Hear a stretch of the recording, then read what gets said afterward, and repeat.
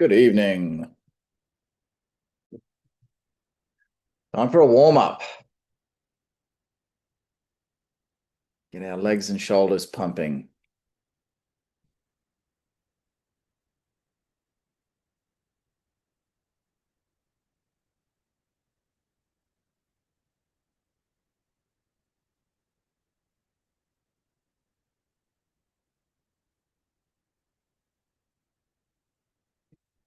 Good evening, Olga.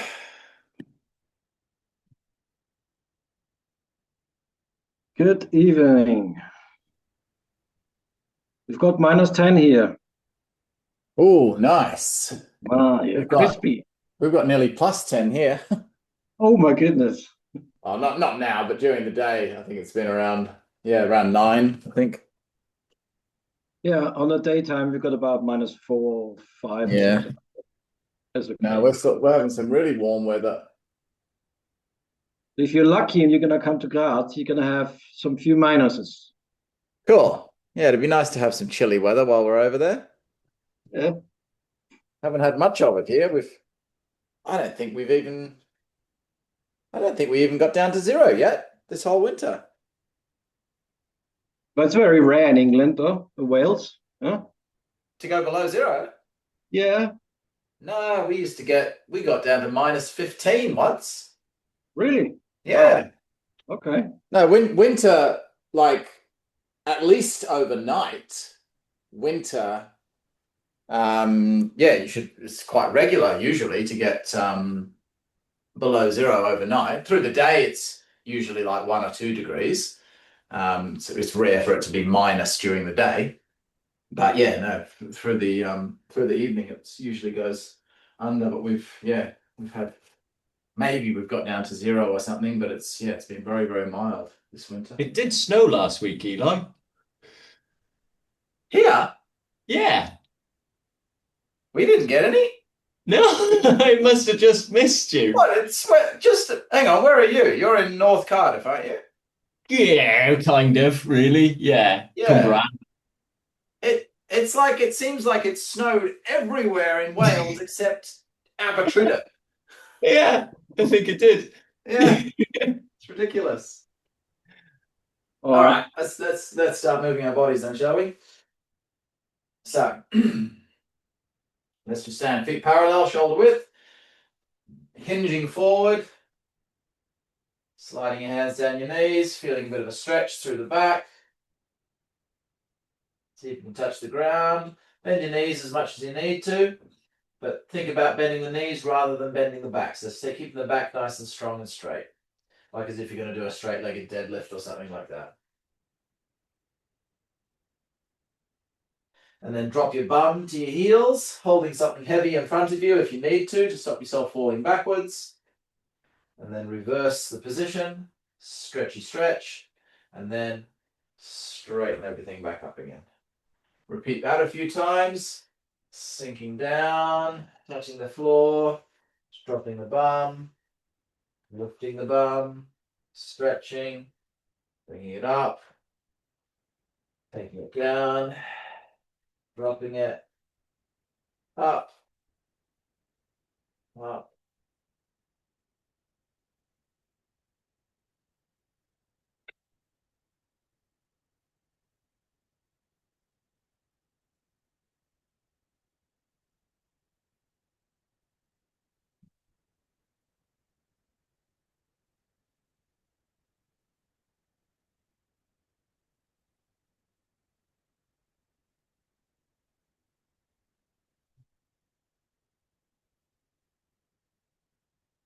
Let's take a wide stance, nice and wide. So, like a double shoulder width at least. Turn one foot out, like that, almost to the side, almost 90 degrees. And then what you're going to do is you're just going to slide your hand down onto your knee. So I'm going to give you different stages, like I always do. If you struggle with stage 1, just stick on stage 1. If you're not struggling, then move to stage 2 and so on. So this is stage 1, just bending the knee slightly. Hands on the thighs just to sort of support yourself a little bit. So especially the hand on the front knee supports the weight a little bit. Pull it back in, turn the other foot out, and again, lean over onto it. So I'm leaning down onto this knee, keeping the weight in the heel of that front, the bent leg is very important. Okay, if that's easy for you, then this time try and slide down so that the knee is on the elbow, like so. So I'm still leaning down onto it, making it a bit easier for myself, but naturally I'm getting a bit lower now. Pull it back up. Same thing, slide it down if you need to, so like that. Sliding down into position, getting nice and low. Try that one again. Always making sure your weight is in the heel of this leg. You're not coming up onto the toe of that standing leg. Bring it up. So this is in preparation for one of the postures in the Taiji form called snake creeps down, which looks like this. So if we can get this stretch and strengthening movement happening, you won't struggle so much when you get to that posture in the Taiji form.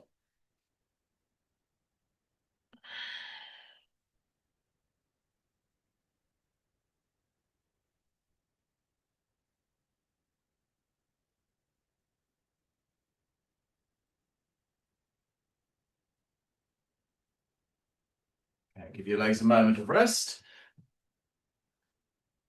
Very much working the adductors in here. Really good exercise for the adductors. Okay, this time we're going to try and straighten the body. So, I'm going to go from here. We're going to take it down, slide it down into that same position. Then see if you can put your hand on your knee and just straighten your body back up. See, like that. The leaning over is easier. Straightening up is a little more difficult. Take it up. Just straighten as much as you can. You might not get to fully vertical on your first try, but just try to push yourself up a little bit. And of course, you're using your hands to push yourself up instead of just using your core. So it makes it a little bit easier. So from that position, slide your hand there and then push, straighten yourself up. See if you can stand up in that position. Switch it over again. Take it down. Hand onto the knee. Straighten your body up. Stand up. Take it to the other side. Down. Hand on knee. Straighten up. Okay, again, take a little rest. Get the child's dinner off your pants because you just fed the girls.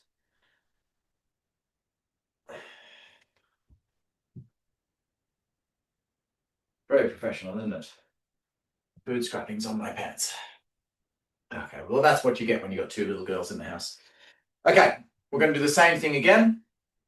All you're going to try to do this time. So again, these are the different levels of doing this movement, okay? So if one of those levels that we just did, you were really struggling with, just repeat that level. Don't push yourself to breaking point by trying to do something your body is not ready for. Listen to your own body. So I'm going to take it down the same this time into that position. All I'm going to do is from here, I'm going to try to straighten my body without using my hand. And then see if I can come up again without using the hand.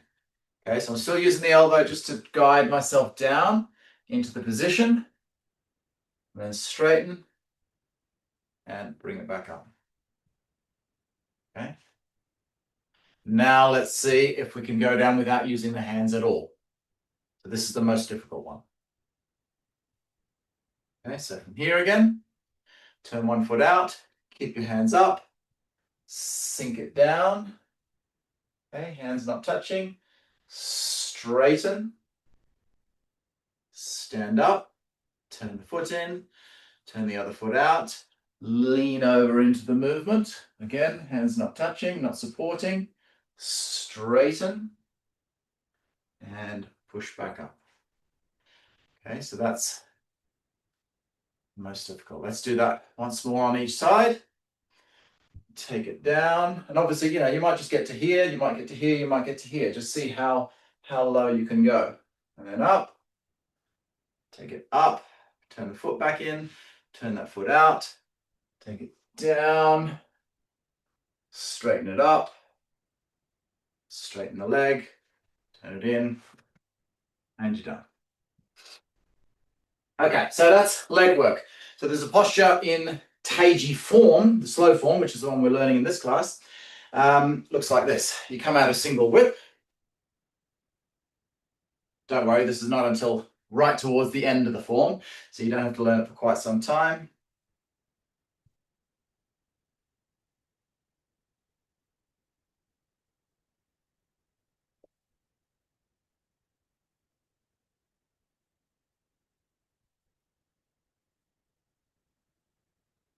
Okay, so you're preparing yourself for that. There are other postures that use the same footwork, but that's the classical one most people know of. Okay, let's do a little bit for the upper body. Upper body is extremely important. If, by the way, if you only practice slow form, okay, if you're combining this with Monday night's class, in which case that's really what you should be doing, because that is Taiji, okay? I mean, even that together is still not fully Taiji because you're not doing your partner work, push hands and that kind of stuff. But it's, in terms of the solo practice that you can do on your own, that is Taiji. It gives that complete balance of yin and yang, hard and soft, explosive and slow, all of that sort of stuff. If you're only following this class though, you're just learning the slow form. Yes, the slow form does have a few explosive movements within it. But of course, in this class, yes, I'll show you those explosive movements. But if you don't know how to strike something, you're not going to be able to learn those. It's assumed that you're already practicing punching the heavy bag, for example, from Monday's class. So when we get to a striking movement, let's say the posture where, boom, you've got to throw a punch. You can't just learn how to do a punch for that posture in the form. It's assumed that you've already been training for a few months by that point. You're punching the bag, you know, you're doing some other stuff to learn how to punch. Anyway, if your goal is just the slow form, for whatever reason, if that's what you want to practice, maybe that's what you want to teach to other people, if that's your thing, then that's your thing. Nothing wrong with that. However, do try to incorporate some kind of upper body exercise. Because if that is the only exercise you're doing, you're going to be lacking up here. You're doing lots of nice deep stances in your legs, so lots of strength through here, through your back and all of this region, but nothing through the upper body. And usually what I find is people who only practice Taiji form and don't do any partner exercises are generally very weak, unless they practice something else, of course. So my advice would be get a bag, start practicing your strikes, because that helps you better understand your form. But if you're really not into anything remotely martial, like throwing a punch, and you just want the Taiji form more as a breathing Qigong exercise, which it is still a beautiful exercise to be done like that.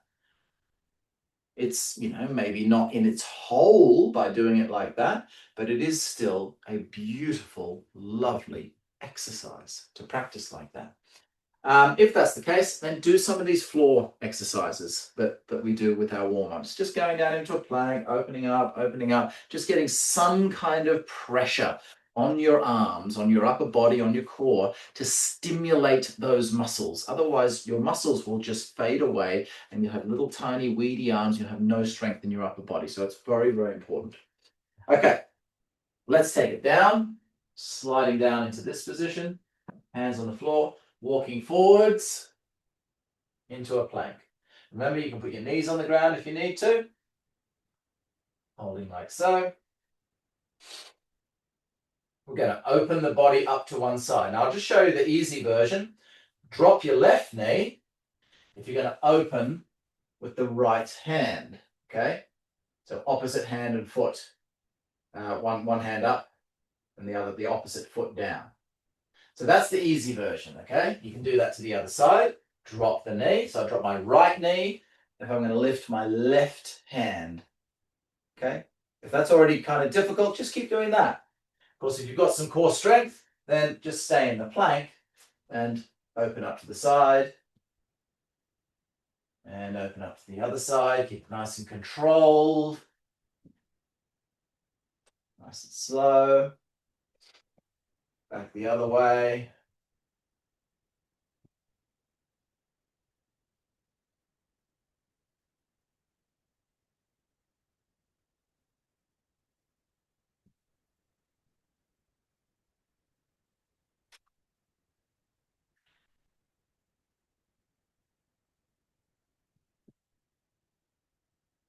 Okay, from the open position, see if you can drop your hip. So if this knee's already on the ground, you should be able to drop your bum down to the ground. And then lift it back up like that, you see? If your hip's not on the ground, same thing. So if your knee's not on the ground.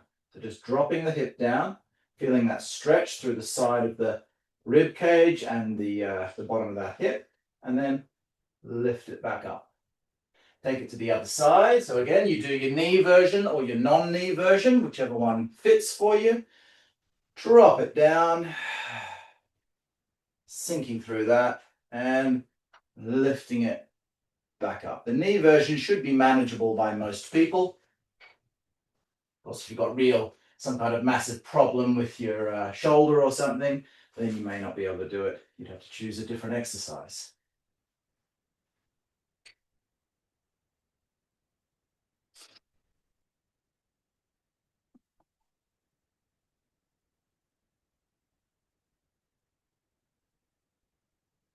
Back to the front plank. Walk your feet in. So your heels are up like so. You just squat it down like a little bunny perch. Take your hands behind you so you can put your heels on the ground. Now, those of you who can do that without putting your hands behind you, try that. But a lot of people can't do that, so feel free to put your hands behind you and sink back. And you're going to walk your hands back just like that. Nothing super fancy. Bum's just off the ground. Just holding a bit of pressure. Now, for some people, this might seem really easy. You know, if you're already doing some good calisthenics or weight training or something, you shouldn't find this too difficult. But as I say, I've got to give something for everyone in these classes.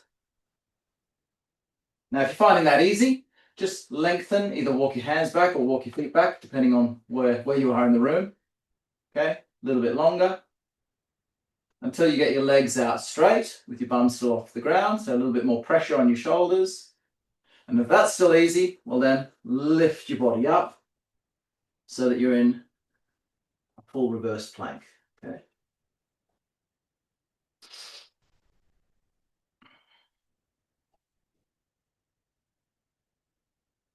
Pull your knees, bend your knees, and then push the hips up a little bit higher if you're able to.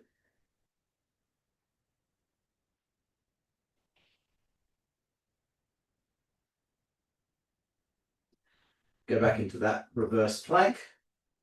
From this position, just walk your hands forward until you're back to this position here.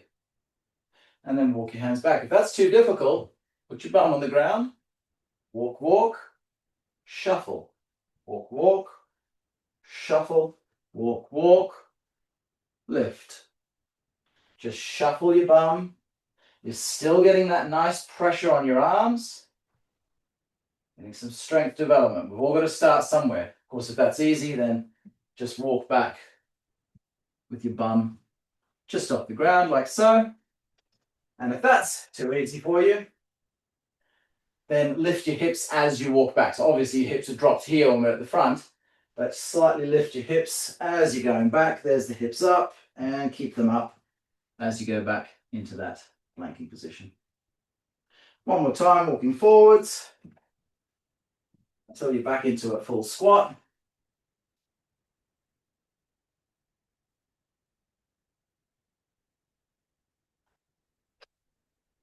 Okay, last thing before we start our Tai Chi form. From this squatting position, assuming you can hold the squatting position, if you can't, as I say, as I've always said from the start, you should have something heavy with you whilst you're doing these classes, some kind of kettlebell or something to stop you falling backwards, enabling you to get into this squat. Okay, from this position, what you're going to do is you're going to widen, sorry, not widen, but open up your hips so your feet are turned out to the corners now, like that. Just try and keep one foot flat on the floor and take the other knee to the ground. First, put your hands on the ground and just touch your knee on the ground like that. Bring it back, touch your knee. So this foot's flat on the ground, this foot's obviously rolling up onto the ball of the foot. Keep your hands to stabilize your body. If you're okay with that, if it feels easy, then try the same thing without using your hands.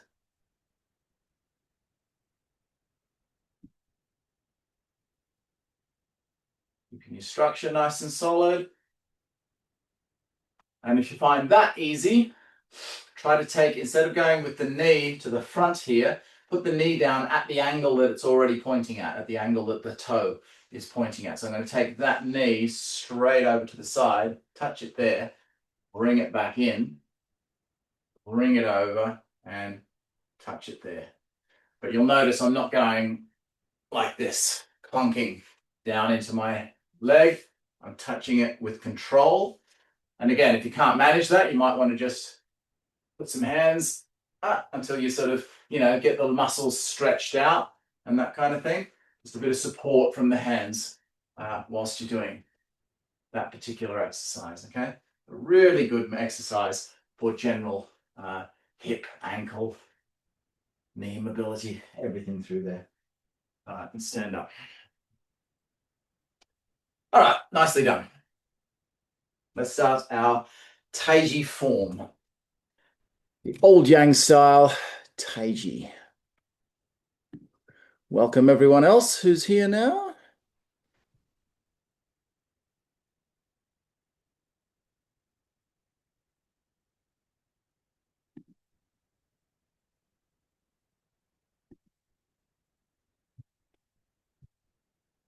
All right, so we'll start with a recap. This, by the way, is our third class of January.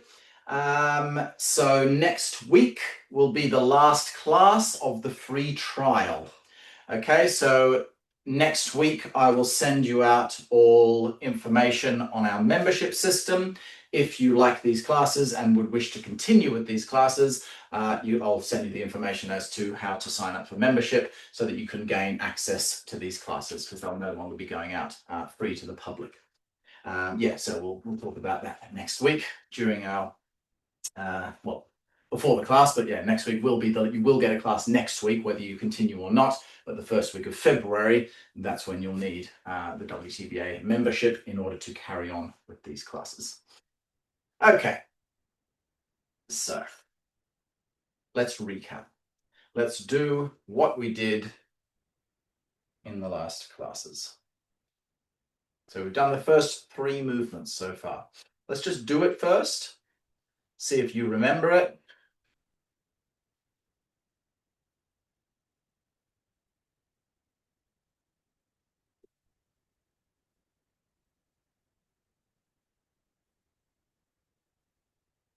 Treat me like your mirror, remember?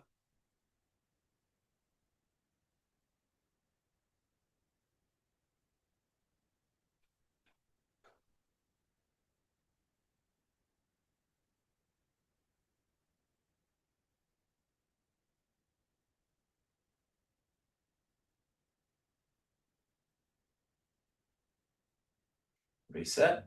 Let's do it on the other side. And yes, I know I'm wearing a lot of clothes today, but our boiler's not working, so we have no heating at the moment.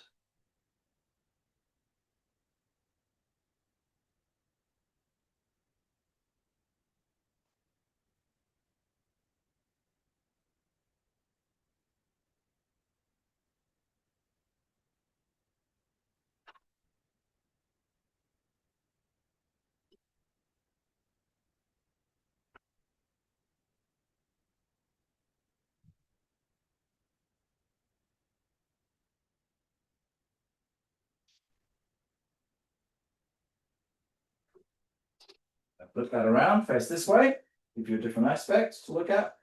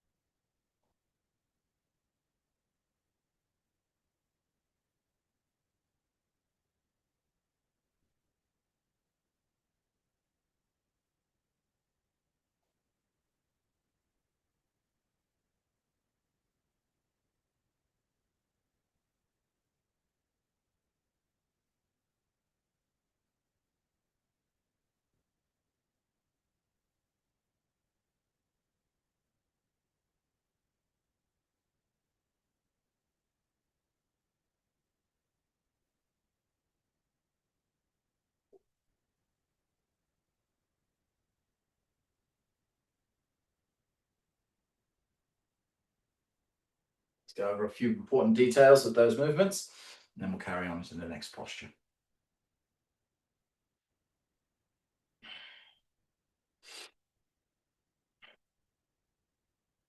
Remember the yin and yang change of the wrists, gradual as it comes up,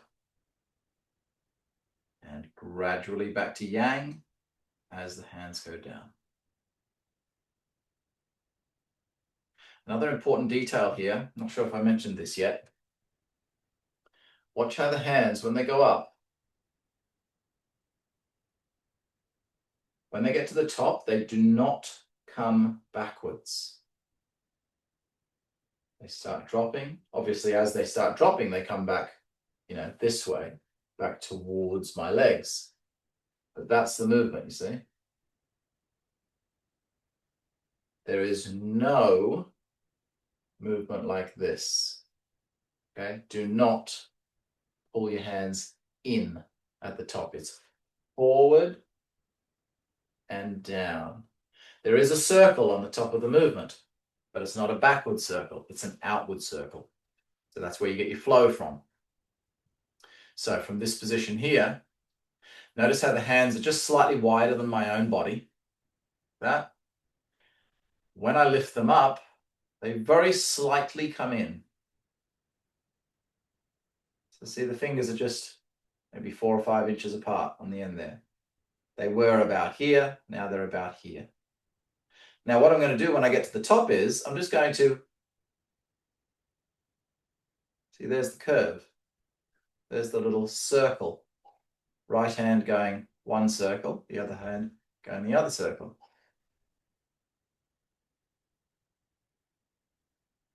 So now they're back at sort of that shoulder width position. And they can drop back down, you see. So notice how the upward movement is at an angle. Comes in gradually. Doesn't come in and then lift. It comes in gradually, like so.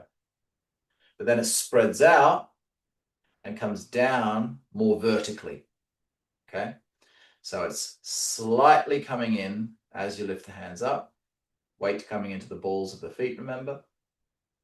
There's a little circle on the top. See how subtle it is? It's important that that circle is subtle. We do not want the hands going off out to the sides. Lift it up. It's just enough circle so that it's circular. Because we don't want the hands in any movement in the form. We don't want the hands going straight up and straight down because it means there's a dead edge. Everything always has a little curve on the end of it to create that flow. So we bring the hands in slightly as they lift. In breath, out breath. At the end of that movement, you see they're coming down.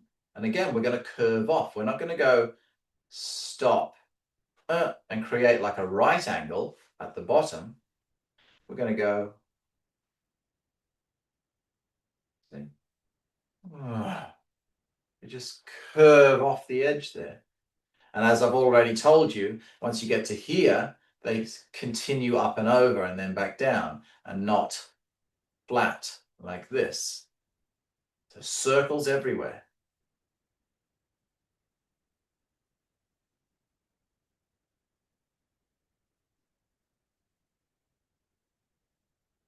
Curve off the bottom of that movement there.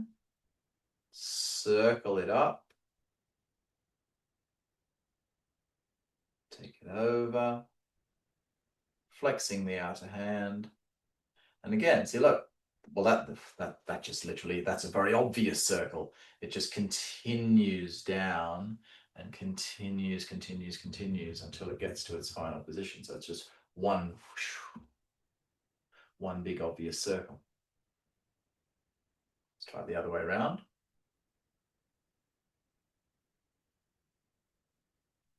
Little circle on the top.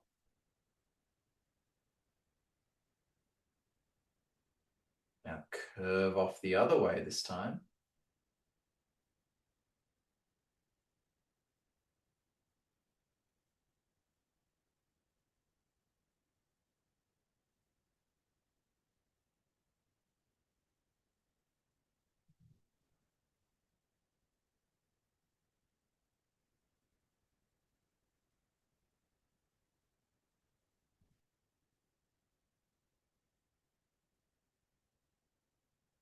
when we do the second movement, let's do it again from the start. Go back this way again. When we do the second movement here, remember, key point, everything goes the same direction very easily. It seems to be a very common thing for some reason that people put their hands one way and put their weight the other way. The hands and the center always go together. I don't think I've ever seen someone go, oh no, I tell a lie. I have seen someone go like that as well. But anyway, usually the center line goes with the hands. But a lot of people will put the weight back into the rear leg and then the rear leg over here. That's not what we want. The weight shift must turn to the same direction as the hands.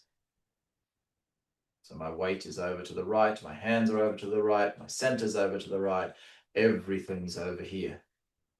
Then as I start drifting across, you see, everything's going that way. So my weight is slightly over this leg, just a little bit. Again, there's center, just a little bit over that leg, like 55%. Then I'm going to bend the knees slightly. Pelvis is rounding under. And then turn the body.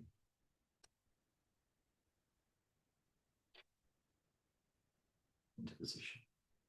Remember that bottom hand is slightly further forward compared to the top hand, like that. It's not like this, one on top of the other.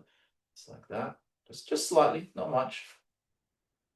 Like that. This hand is still nicely open, not closed in like this. Okay. So nice open structure to the arms, you see. This is another very common thing. People tend to close off like this. So bring it out, open everything out nicely. This is important both for the martial understanding and for the Qigong, to getting the energy to move.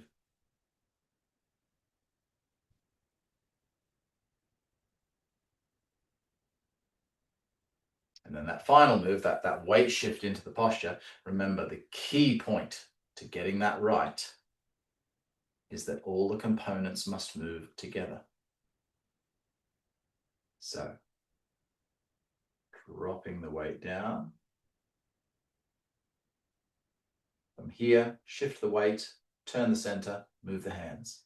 Start them all together and finish them all together. Okay. Let's try that again from the beginning.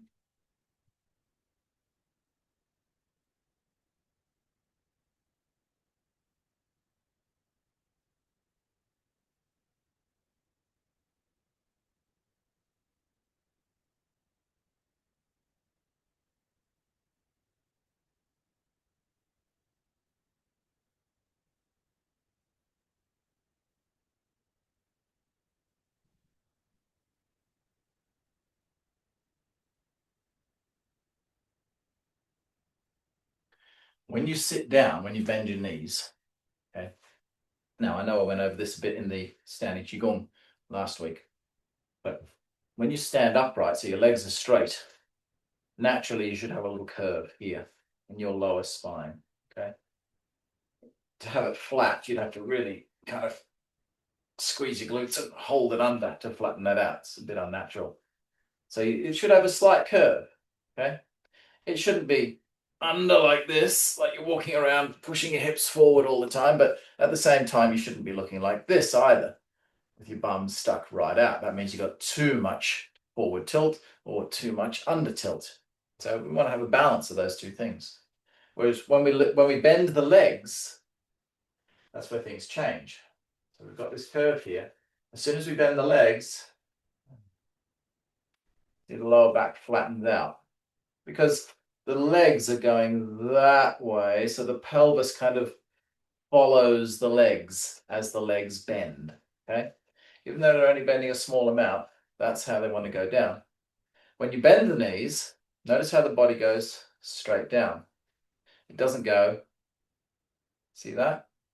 See how I've pushed my hips forward? This is obviously not very good posture. Even if I've got my weight still back in my heels, I've still pushed my hips forward. Now I've got excessive pressure pushing through the fronts of my knees. So I need to sit down. See? So when my knees bend, the hips have to push back. Almost like as if I'm doing this, but not that much, you see, but it is pushing back, you see, when I sit down. I'm getting that nice flat back. And I've got an angle here. Someone could step up on my legs and hold my hands. If I push my hips forward, now they're going to fall off, you see. So keep your hips back so that your body stays in a vertical position. So that should happen as soon as we start bending the knees. Here, the pelvis, I can feel my pelvis going under. And then it's continually, because I'm sinking under.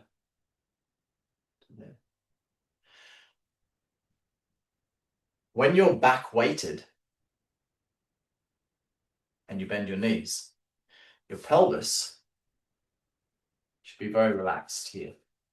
Your core is also very relaxed because it just sort of, as I said, it follows the legs under. But if you have a back leg and you're front weighted now. Now I've got a leg extending to the rear. It's getting stretched. I'm getting a nice stretch from that rear leg. So naturally, if I push into this front leg, I can get a curve coming back in because this muscle's tight. I therefore, when I'm in a front weighted stance, I need to engage my core and actively pull my pelvis under, you see, to flatten out the lower back and create this stretch. I have to engage the stretch, okay? So that's already happening in this very first sinking movement.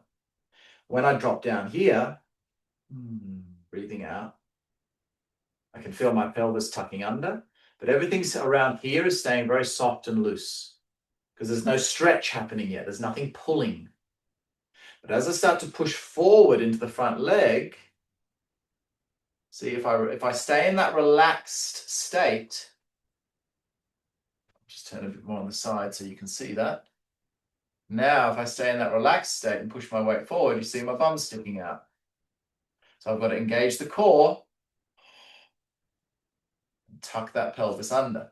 Now I've got a nice straight back and everything's aligned. And I'm getting a stretch through the adductors and the hip flexors of that back leg. So that's really important.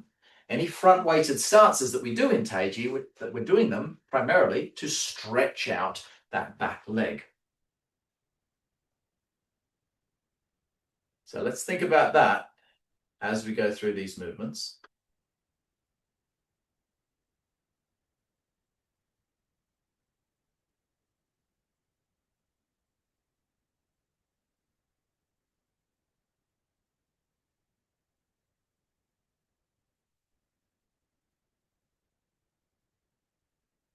Sinking down, pelvis relaxing under, and then you've got to use some core strength, core stability to maintain that tuck as you push into your front leg. It's not much at the moment. It's not a big stretch because you're in quite a small stance. It's only when you start taking the bigger stances you'll really feel it. So it's still quite mild, but you can feel the engagement, but it's still quite mild at this point. When we take our next step, that's a bigger step, bigger stance, bigger stretch.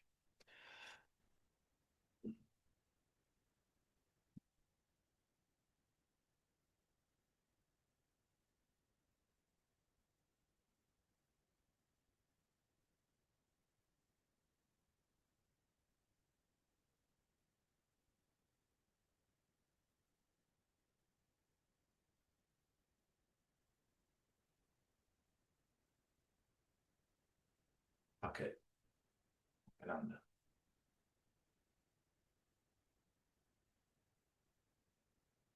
Okay, last week we did some stepping preparation in the warm-up section of the class. So hopefully everyone's had a look at that because it's very important to getting the steps right.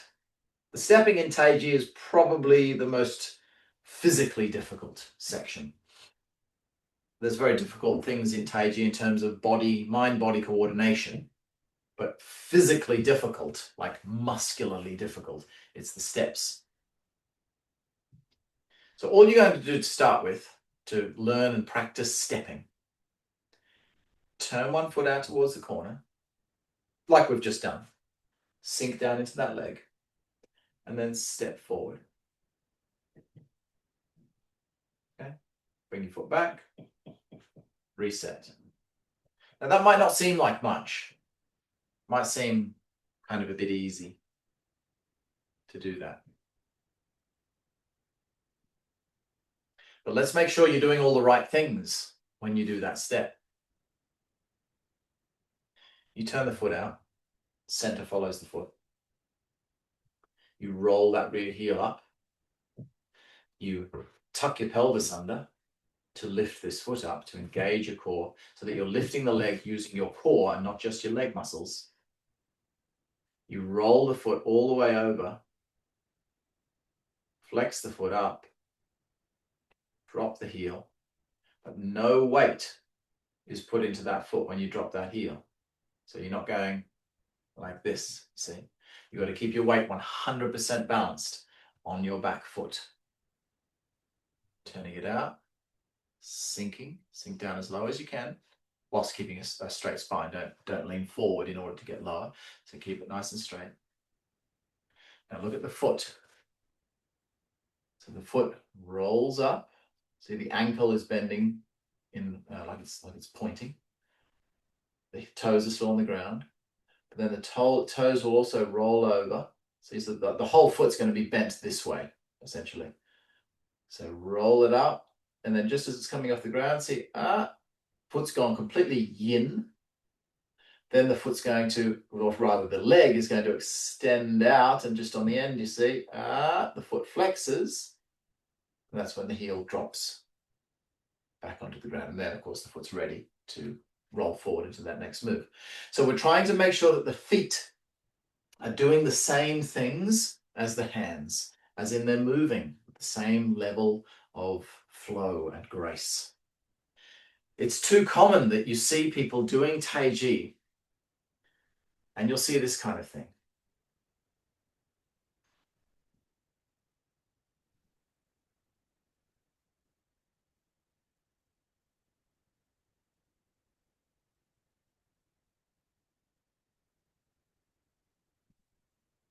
See how fluent the upper body, the arms, everything was really fluent. But did you notice my steps? See, the steps were completely disconnected from the rest of the body. When your body does something, the whole body should be doing that same thing. So if my hands, what I mean, same thing, I mean the same energy, the same intent, obviously not the same physical movements. So if my hands are doing this,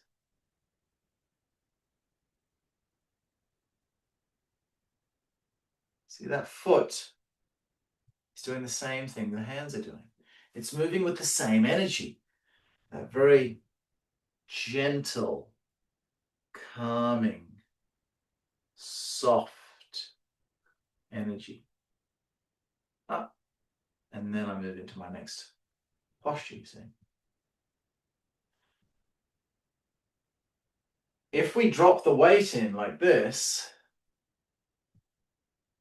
not only are we not focusing on our balance, we're just falling into the stance. So we're not getting our balance training, not getting all the strength training through the legs, through the hips and all of that stuff. But we're losing that connectivity. The harmonization between every sinew through your whole body. Now, you might not feel it when you're first starting out, of course, because maybe you're not feeling that total fluid movement through the upper body even. Maybe the upper body's still feeling a bit like, where am I supposed to put my hands? But once you start getting that flow, if ever I, by chance, do lose my balance, and I've got this happening, for whatever reason, I lose my balance, maybe I step on a sharp rock or something, I lose my balance, it kind of takes away from the flow. So what has to be done, what should be done, if that does happen to me and I lose my balance, what I do is so that everything stays harmonized. Losing my balance. See, I changed the intent of the entire movement. Because I fell over, I changed the entire intent of the whole movement to match the bit which I had no control over, because I felt my balance go. So instead of my upper body going, must stay slow, must stay the same. See, that was not connected. But if I go, uh-oh, now back to slow again, you see. Because there are movements where you will go and step into a posture with a strike or something, these explosive movements. So it's not always that we step like this. Both are extremely important. But they must always match each other. You'll never see me go, I don't know. Right? That felt horrible. My legs did this abrupt, explosive thing, and my arms kept going like this. The two things don't connect. If my feet move, the hands have got to move, you see? And then everything. So whatever one part of the body's doing, because it's all coming from here, of course, and whatever movement is coming from your center must be rippling out with the same energy, okay?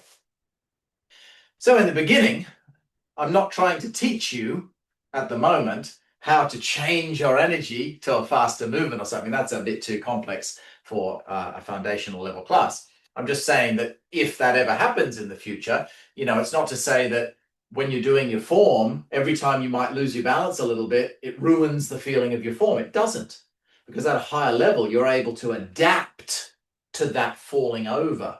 Just like in a fight, you make a mistake, you adapt that mistake. You don't just fall over and then end up on your face and, you know, don't try to recover from it. But for now, we're going to try our hardest to not lose the balance.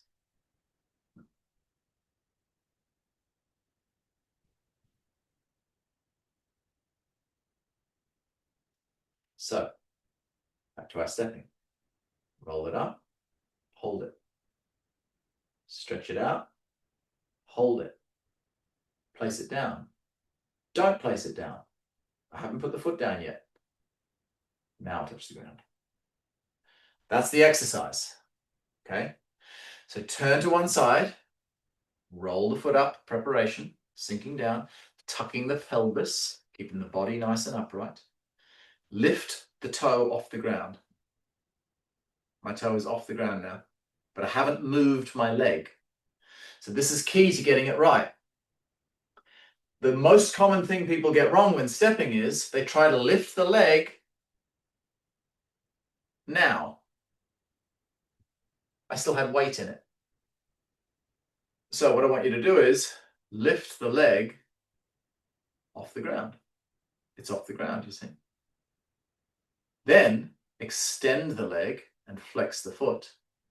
Still haven't put it on the ground. Now I want you to drop the leg, but do not touch the ground. I'm dropping my leg as low as I can without touching the ground until I just start to feel like I can just feel the sock touching the ground there. Then I'll touch it on the ground. Okay? So those are your stages to getting this step right. And you should now be feeling like, oh, actually, you know what? That's kind of difficult. If you're not, then you're still doing something to cheat the movement. Maybe you're leaning over instead of using your core to stabilize. Maybe you're sticking your bum out instead of using your core to stabilize.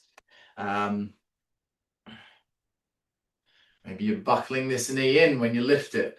You see, now the knee's much closer, much easier to hold the position there. The further the leg is away from the body, the more difficult it is to hold it off the ground. So these are different ways that you can cheat yourself to make it seem easy. Tai Chi is not meant to be easy. No exercise is meant to be easy. Easy things don't teach you something about your body. changing. To make change, genuine change in your body, you need to do something that pushes yourself. It's difficult. Tai Chi's gotten a bad rep over the years because of this, you know, it's the old person exercise kind of thing. The gentle, easy, low impact exercise for the elderly is how Tai Chi has been marketed for so long. So young people think, oh, that's that easy stuff. But go to a proper class, not just mine, there's lots of other proper classes out there, not just sitting there waving their arms about, doing easy Tai Chi. If it says easy Tai Chi on the label, it's probably not Tai Chi at all. Probably not real Tai Chi. Okay, this should be physically demanding. It should be mentally demanding.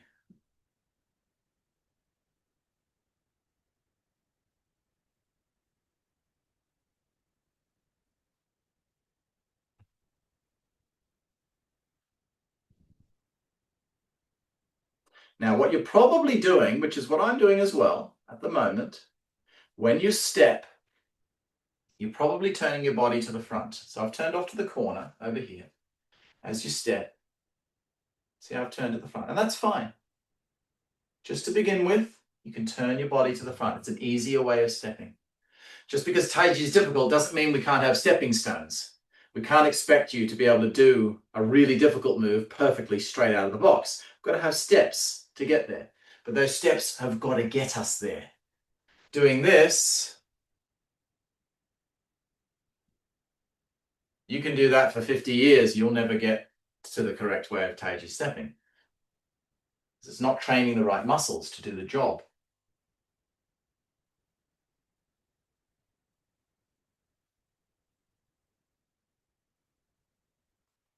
So turning to the side, so I'm facing 45, turning back to the front, lifting the foot, stepping out, placing the heel, and bringing it back.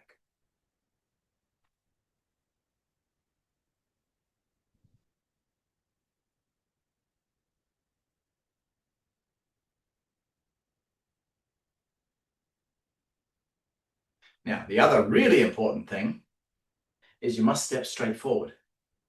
Now, I don't know if you can really make out these lines in the floor here, but hopefully you can see those little floorboard lines. So when I step forward, you see, notice how I'm staying on that line. I'm not coming across even an inch like that, see? Now that might not seem like much. You might think, oh, what's the difference? It's just an inch. Who cares? But by allowing your foot to come across, you're literally switching off all the muscles which are supposed to be getting strengthened by doing this step. Because the pelvis is turned over here, you see a little bit. It's not facing way out here to the front. So because the pelvis is turned, the natural tendency is to go the direction you're already facing, because that's the easy thing to do. It's much easier just to throw your leg out here to the front than it is to take your leg out to the side of your body. That's a more difficult movement to do. We walk like this all the time. We don't really need to practice that because we walk around all the time. So Tai Chi is meant to teach us something more than the normal thing we do every day, right? So it's extremely important that you have a marking on the floor. This might seem like something you should only do with children or something, but I've just had class last night. I had class, all adults, all people who have been training martial arts for, over 10 years. When they do that step, sure enough, foot's coming in. Unless they really focus on it, I'm going to get that right, I'm going to get that right, and hold it and be strong about it. They just kind of maybe they're thinking about the hands or something, sure enough, foot comes in. So put some kind of marking on the ground. Tape marks, chalk marks, spray paint, whatever you want, or floorboards, tiles. There's usually some markings somewhere around on your flooring, okay? Jigsaw mats, you've got the connection points. step straight forward. You'll feel that when you step forward, imagine like somebody's pushing on the outside of your ankle, trying to push your ankle in. So you've got to go, resist. Now, we don't want to actually push out this way, of course, but you're resisting that force. Something's trying to push you in. You're going to resist that and hold it out. You'll feel these muscles through the side of your hip begin to engage as you take that step. Same on the way back. Don't pull it back towards the other foot. Take it back to where it was.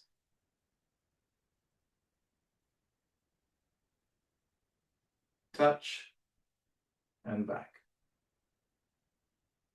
Okay. Now, let's see if we can do that movement, that step rather, with the movement now.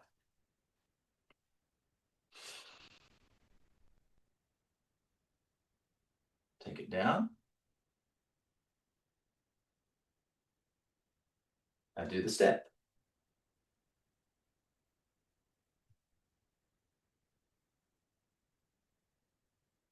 But don't bring it back this time. We're going to move forward now.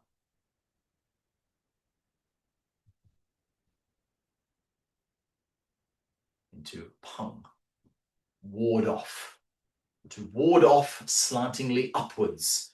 Some of the Chinese words, some word qi might mean energy. So it's a direct, there's a word for it. But something like pung, you can just say it means ward off.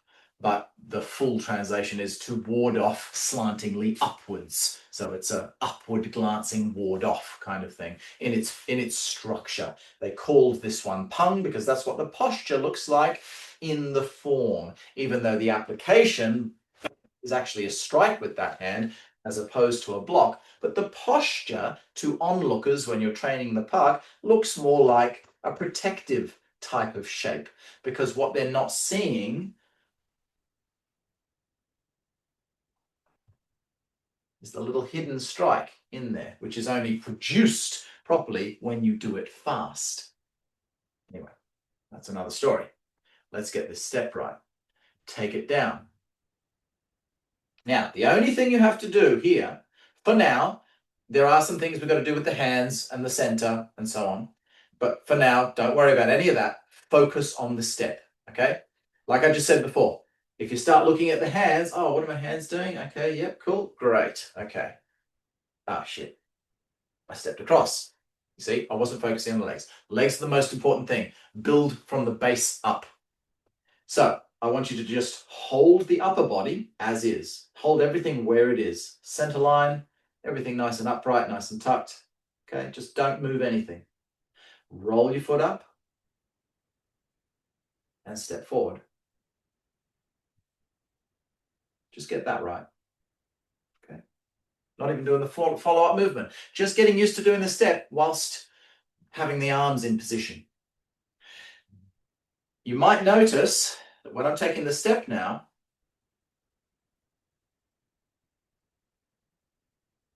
my center is still facing the corner. This is what will make it more difficult comparatively to what we did earlier without the hands. When we stepped forward, I said before, I was allowing you to turn your hips, turn your body facing the front. That makes the movement a lot easier. But in the form, you have to keep your body facing the corner when you step forward. Now, when I say facing the corner, it's loosely facing the corner, not rigidly facing the corner. So we take it down like so. Here's me facing directly on the corner, okay? Watch what happens to my center as I step. You see that? There's the corner. I can feel like a big stretching sensation coming through here when I'm rigidly holding the corner. All I'm going to do is just relax. Because in order to face the corner with your body in that shape, you've got to kind of hold it on the corner. You've got to turn your body in and hold it there. If I relax my body here, see how it slightly, it turns back just fractionally. Never does it turn all the way to the front. I would have to actively do that. So it's a very passive, just a relaxation. That's going to be the angle of your body when you step, you see? So, as I say, it's the difference between being there and there. It's just when you go into block right or block left, depending on which side you're doing it on, you're pushing into the corner, you're squeezing, creating that stretch, squeezing into the corner. Now just relax and take that step. But still kind of more or less facing to the corner. Because that means when we come forward for the next move,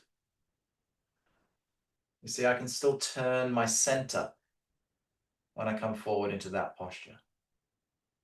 If I were to turn to the front, making the step easier, then when I do this movement, you see there's no center movement. There's no power in that movement now. I need to turn, rotate the waist to get the power to come out of that movement. Same movement as for those of you who have done the small sensao. Same application, done in a Qigong manner instead of an application manner as we do on the Monday nights class.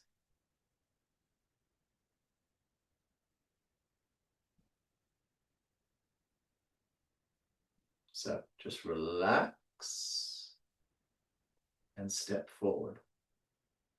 Stepping straight forward. Touch the heel. And then push your weight into your front foot. Okay. Push from the back into the front to about 70% forward. But as you do that, you have to rotate your center. Okay. Same thing as we explained earlier.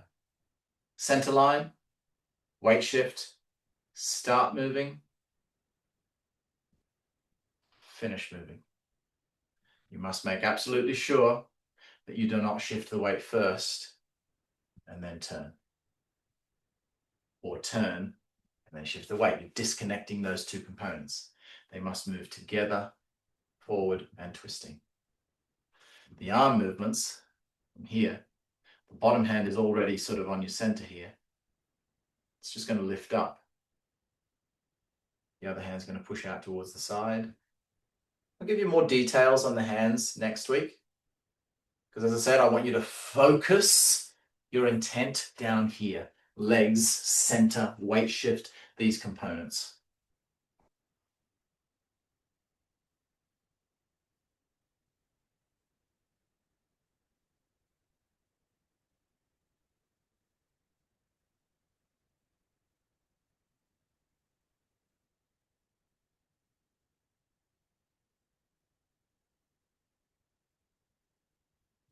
So all I'll say for now is just make sure that hand in front of you, it's the wrist that's on your center line here.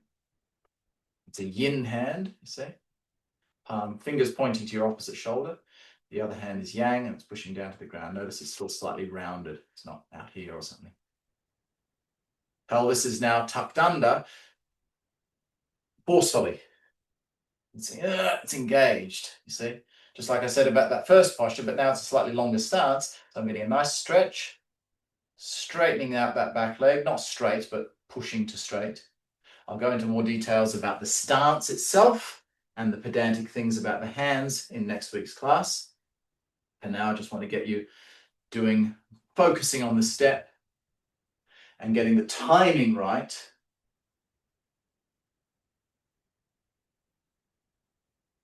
Moving the center, shifting the weight.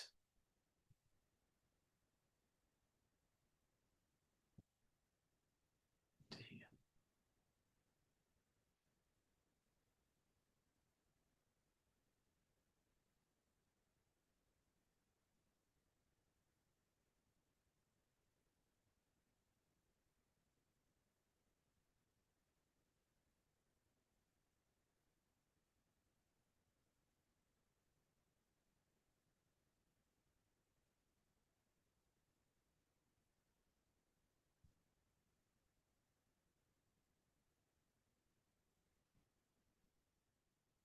Try it from the very beginning.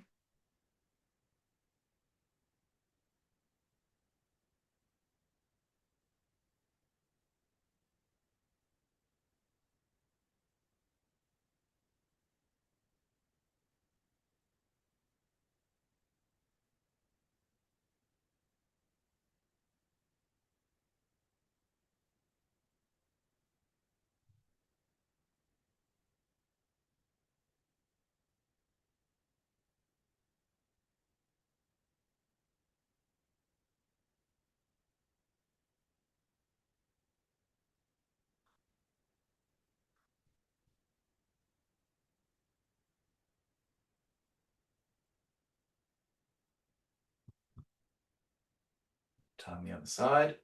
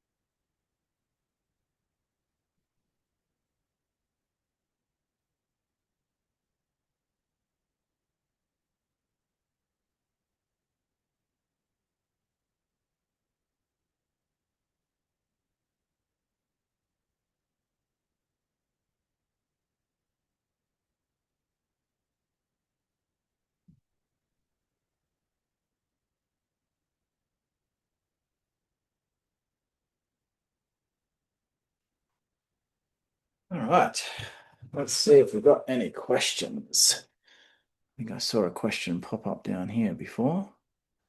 Do you wait, you first do most footwork and then stepping?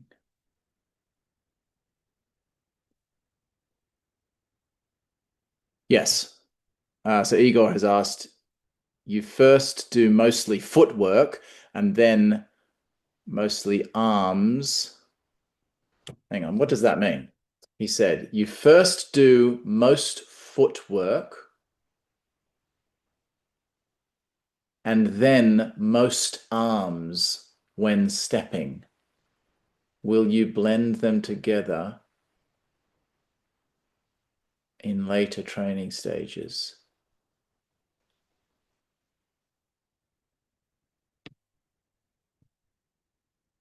I don't know what that means. Doing most footwork and most arms. You'll have to rephrase that, Igor. I have no idea what that means. Do we drop lower in the step? Yes. So you go down to a mostly, I think he means. Do we do mostly footwork and then mostly arms? Should the forward foot be flat on the ground before changing weight? No. I do not have a mic, so I have to type. Okay. Right. Let me answer the questions that I can answer. So yes, your weight shifts here. Sorry, the weight goes down just a little. It's not very low at this point. Okay. Because your feet are quite close together, just shoulder width, right? If you go to a really low stance here, it just feels a bit odd. It doesn't feel right when your feet are that close together to be sinking like right down to the lowest point. It just feels a bit awkward. It just feels stronger here. It feels like a better stance.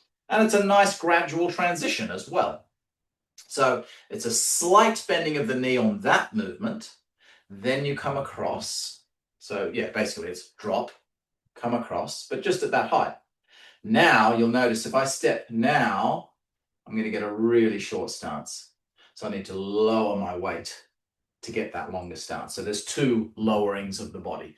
Lower the body here, bring it across. And now as I start to roll the foot up, just as soon as the heel starts coming up, my weight, you look at my head height here, it's going down to as low as what I can manage before I start falling over or getting pain in the knee or something like that. And then the foot is there like so. No, I do not put the foot flat first. I push, the foot just rolls down when it naturally feels like it wants to roll down. So my weight's back, I push just like that, you see? There's no set timer. I don't hold it actively up like that and then let it go down, but nor do I try to put it down and then come forward. Just let it go down as you come forward. If you want a benchmark there, it's probably, I don't know, roughly when there's about 20% of your weight. So from 100% back, there's roughly about 20% by the time the foot is on the ground. Okay, here's Igor again. You are doing step with arms mostly not moving, at least for, yeah. Then arms move as you change weight. Do you do the step and arms together? Ah, okay. Now I understand his question. Right. So I think what Igor's saying is from this movement here, we're not moving the arms. Next week, I will show you that there's a little subtle move the arms do, but I'm not, doing an actual arm. I've told you to just hold them in place because I want the focus to be on the leg. So, yeah, focusing on the leg. Lots of leg movement, focusing on the leg. Now, arm movements as the weight shift comes forward. I think what Igor is asking, do we then start doing the arm movements with the step all kind of as one movement? No, because we're missing an arm movement currently. As I said, we want to keep the focus on the foundation, keep the focus on the legs. The more things you think about with the hands, the less likely you are to think about the legs. So what should be happening here,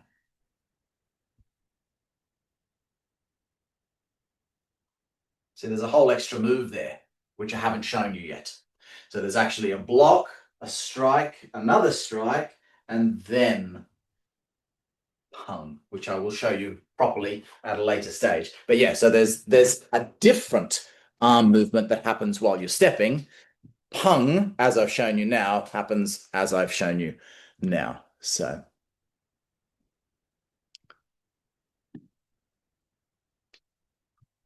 right, did I miss anything in there? No. Okay. Anyone who have microphones who want to ask questions?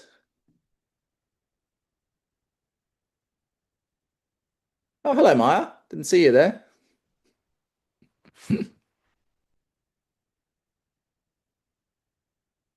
All righty then. Well, if you haven't got any more questions, I'm going to stand still for a bit. If anyone wants to join me for some standing Qigong, I'm going to just stand here for 15 minutes and chill out for a bit. Otherwise, I will see you in the next class. So next week, same as this week for the two classes. So thank you all very much for joining me. Feel free to join for some Qigong, but if not, I will see you in next week's class.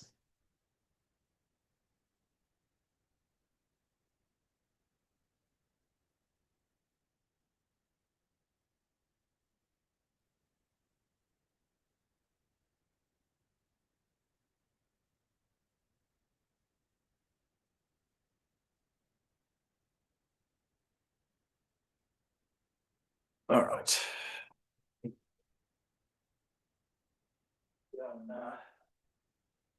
Moisten the old throat.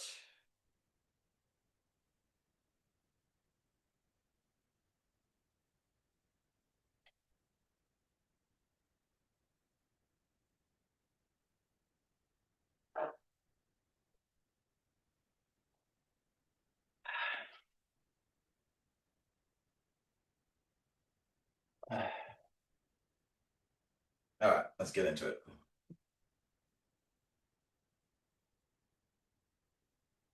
Oh